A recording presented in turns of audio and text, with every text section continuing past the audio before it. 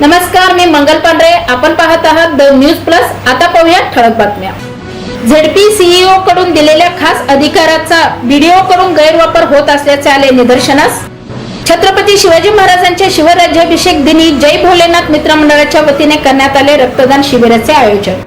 Lokmangal cooperative बँकेच्या अद्ययावत data सेंटरचे उद्घाटन संपन्न. मुळेगाव तांड्यावर पोलिसांची धाड. तब्बल 7.5 लाखांचा हातभट्टी साहित्याचा नाश.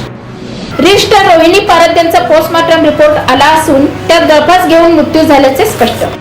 केरळमध्ये दाखल झालेल्या मान्सूनात वेगाने महाराष्ट्राच्या दिशेने वाटचाल करत असल्याचे दृश्य. पंपावर पेट्रोल किंवा डिझेल बाटली किंवा बॅरेलमध्ये दिल्यास पंपाचा परवाना होणार रद्द.